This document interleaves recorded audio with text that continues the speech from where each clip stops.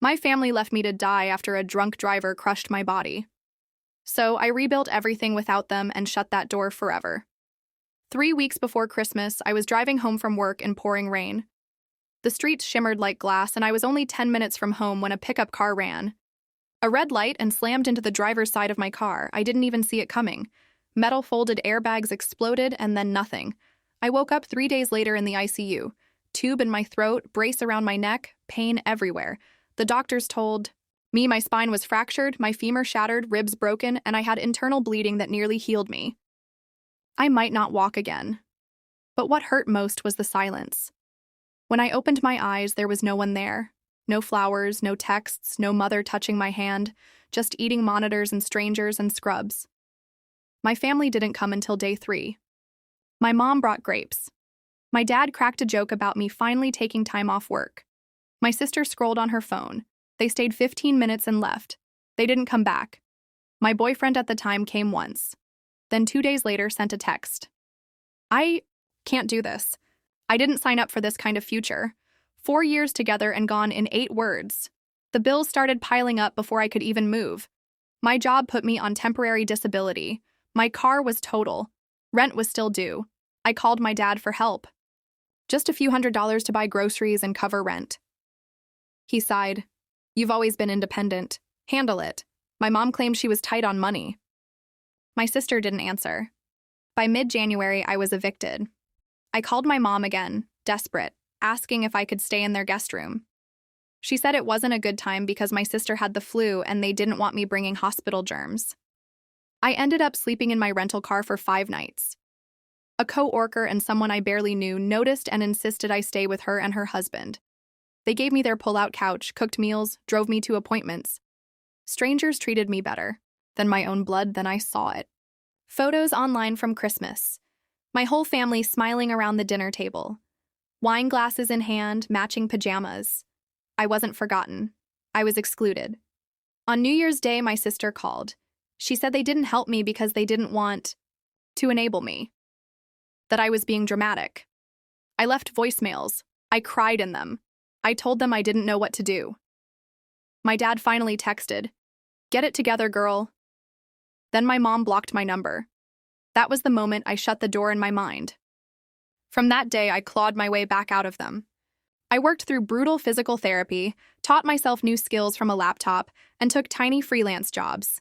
I heated soup in a microwave and stayed up until 3:00 a.m. chasing invoices.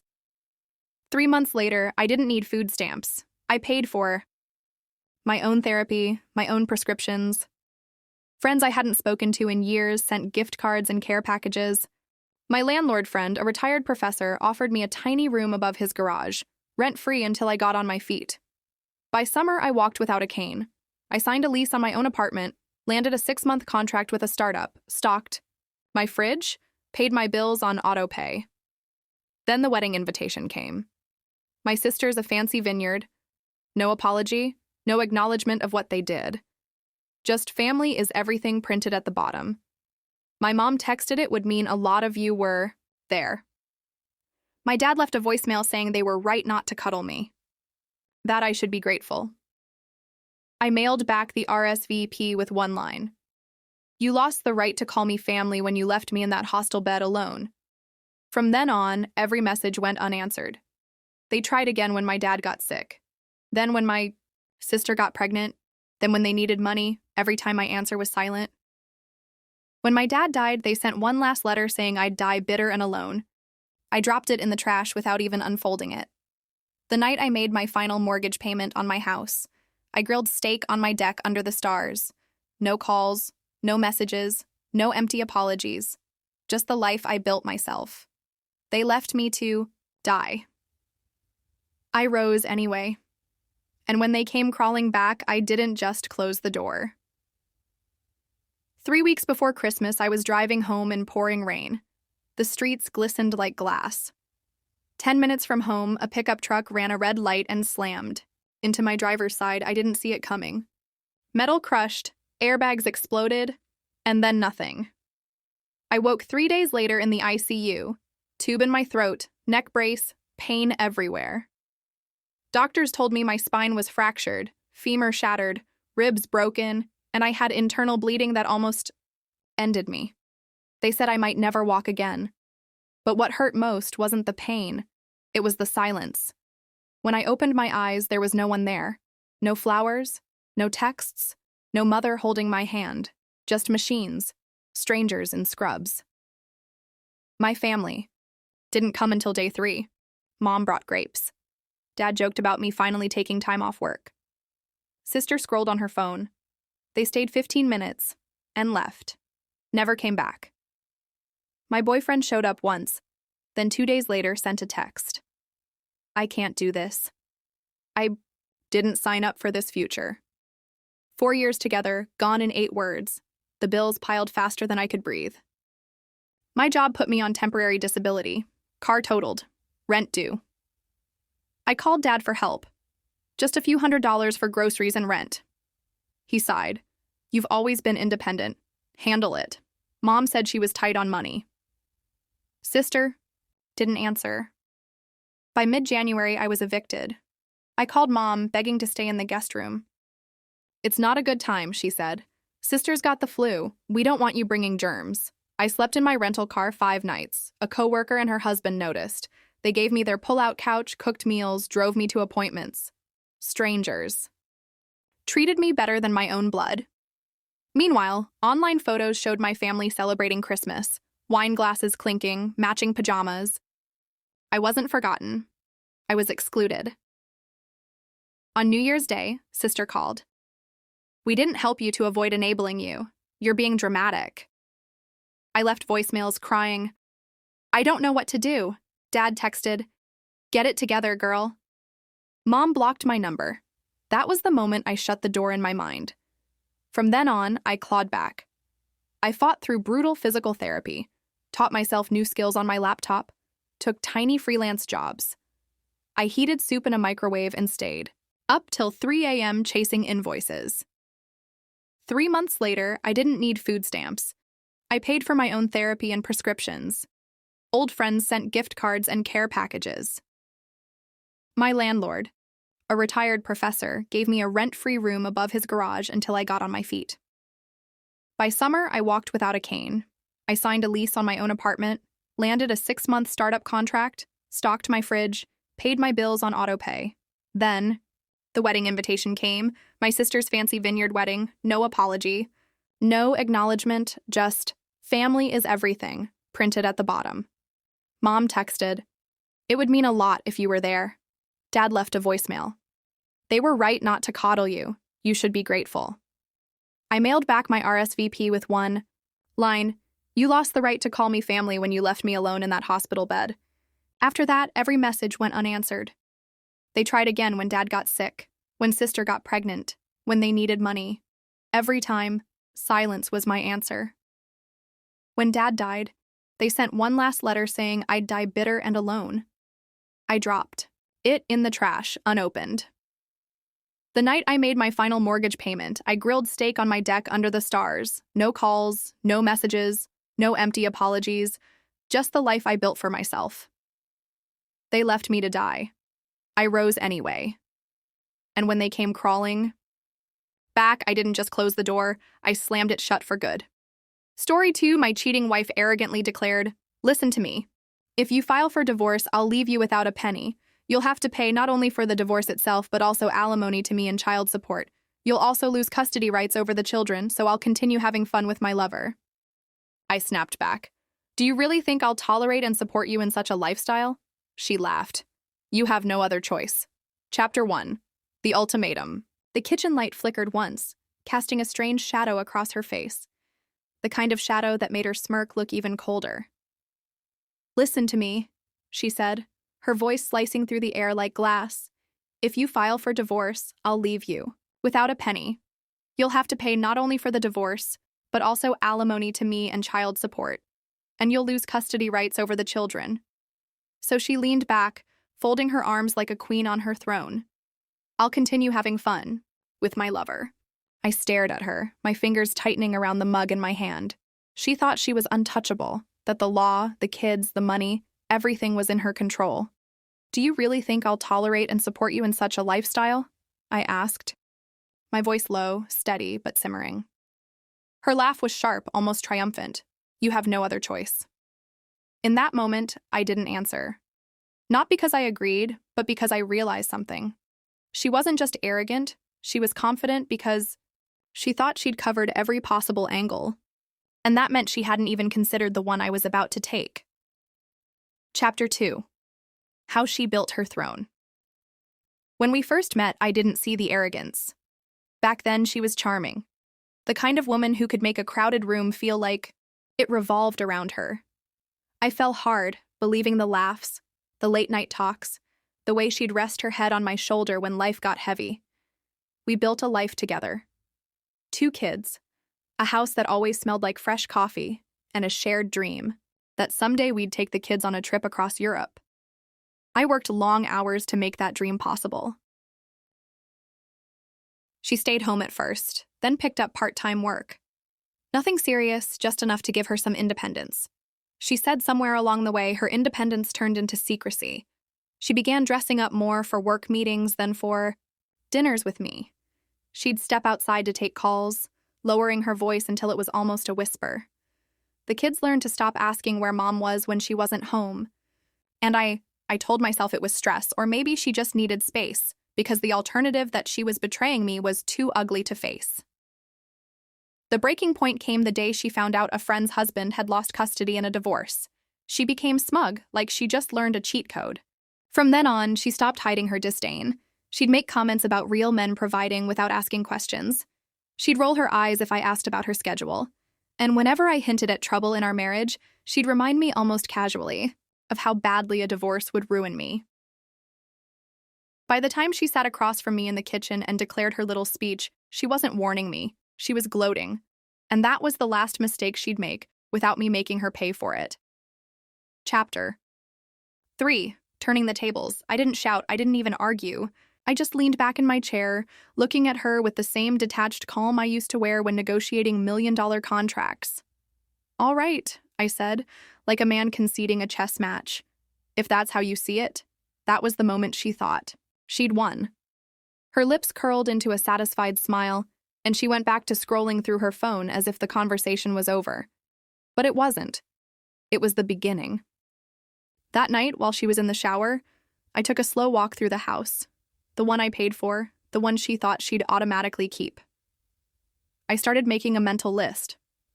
Every receipt, every document, every little detail she had overlooked, because she was so sure of her power. I remembered the joint account she used for her fund money and the credit cards under her name, cards I paid off every month. I remembered that she'd been boasting to her friends about a secret investment account her lover had helped her set up, but the fool had done it using our marital funds. And I remembered one more thing. My uncle, the family lawyer, who had quietly told me years ago, "If things ever go south, come to me before you go to anyone else." By midnight, my plan was taking shape. I would gather evidence. I would trace every transaction. I would prove she had not only been cheating, but also misusing marital assets to fund her lifestyle. And when I filed for divorce, it wouldn't be me paying alimony. It would be her wondering how the hell she lost everything she thought she owned. Chapter 4. The first crack. 3 days later, she made her first mistake. I had been acting exactly the same, polite, distant, and busy. If she noticed I was spending more time in the study, she didn't care enough to ask. Her lover was keeping her occupied, and her arrogance had her blind.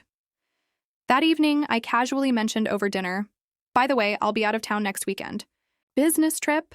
She smirked, not even looking up from her plate. "Perfect. Gives me time to have the girls over." Girls? I knew exactly who that meant. In reality, there was no business trip. I'd already spoken with a private investigator, an old friend from my army days who now made a living catching cheating spouses. We set everything up: hidden cameras, GPS trackers, and discreet surveillance. It didn't take long. By the next night, I had crystal clear video of her and her lover and a few of her so-called friends enjoying the house like it was their own personal playground. They weren't even discreet about it: champagne, expensive takeout, and lingerie. All on my dime. But here's the best part. In her drunken gloating, she bragged to one of her friends about her secret account and how she was using it to buy her lover something special. Soon, she didn't realize the mic had picked up every word. When I reviewed the footage with my uncle, he smiled like a man holding 4 aces. Not only do we have proof of infidelity, but we can prove financial misconduct. This isn't just a divorce, Daniel. This is a legal massacre waiting to happen. For the first time in weeks, I allowed myself a genuine smile. She thought I had no choice. She thought she was untouchable, but she had just handed me the keys to her own downfall. Chapter 5. The shift in the wind. It started small. The first sign, something was wrong, came on a Tuesday morning when her credit card declined at her favorite boutique. She came home fuming, tossing the shopping bag, empty, onto the counter. "There's something wrong with the bank," she snapped. "They froze my card." I put on my best concerned face. "Really? That's strange. I'll look into it." I already knew exactly why it happened. My uncle's legal team had quietly initiated preliminary asset protection moves. Her personal cards were tied to our joint assets, which meant any suspicious withdrawals or large transactions were now under review. By Thursday, she was in a full-blown panic. "I can't access my savings," she said, pacing the kitchen. "The bank says it's under investigation." I shrugged. "Maybe you should be more careful with your lifestyle." Her eyes narrowed. "What does that mean?" "Nothing," I said, sipping my coffee. But in my mind, I could see the walls beginning to close in. The real blow came 2 days later when a process server handed her an envelope at the spa. Inside were divorce papers along with copies of the surveillance footage, transcripts of her drunken bragging, and a financial audit summary highlighting every shady withdrawal she'd made. I wasn't home when it happened, but according to the spa receptionist, she went pale, dropped her drink, and stormed out without a word. From that moment on, the arrogance in her voice was gone. Now there was only fear. Chapter 6. The desperation. The call came late at night. Her voice trembled, but she tried to mask it with forced authority. "Listen, we don't have to do this. We can talk. I'll stop seeing him. We can work something out." I leaned back in my chair, letting the silence stretch. "Work something out?" I repeated. "You mean after you threatened to ruin me? After you said I had no choice?" She sniffled. "I didn't mean it like that. I was just angry." "No," I said flatly. "You meant every word, and you were right about one thing. I do have a choice. I've already made it." The next morning, her lawyer called mine. They tried every angle.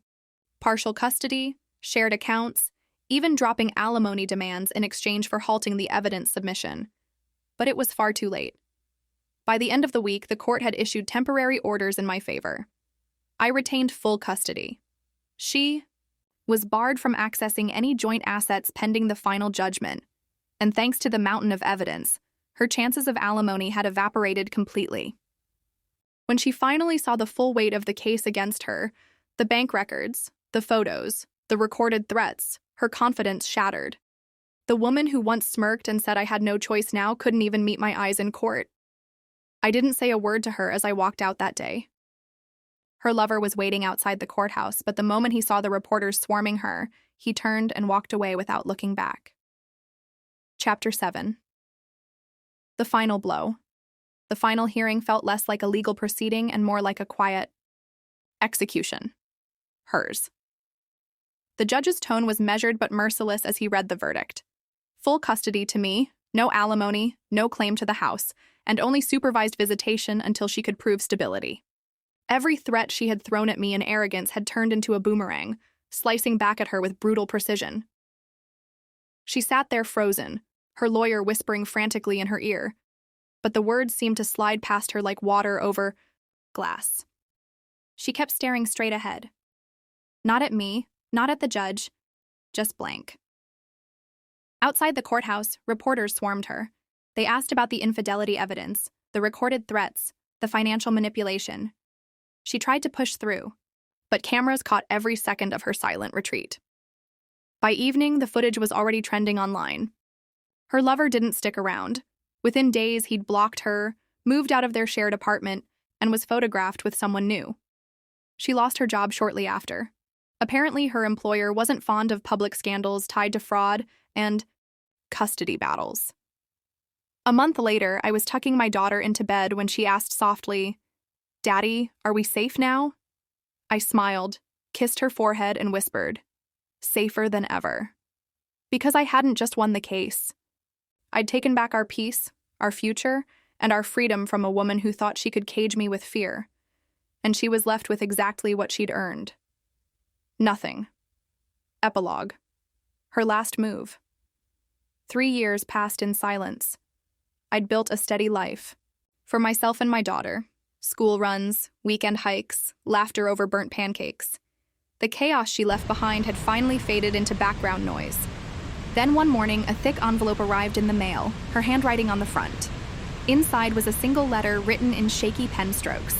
She claimed she'd changed, that she was sober now, that she'd been wronged by the system and deserved another chance. Her plea was wrapped in emotional hooks. Memories of our early days, mentions of our daughter's childhood. But one line stood out like poison. "If you don't help me, I'll tell her everything. My version of it, and I promise she'll hate you for keeping me away." It was a last-ditch threat, from someone who'd run out of allies, money, and credibility. I didn't write back. She'd been arrested for trying to scam an elderly couple out of their home.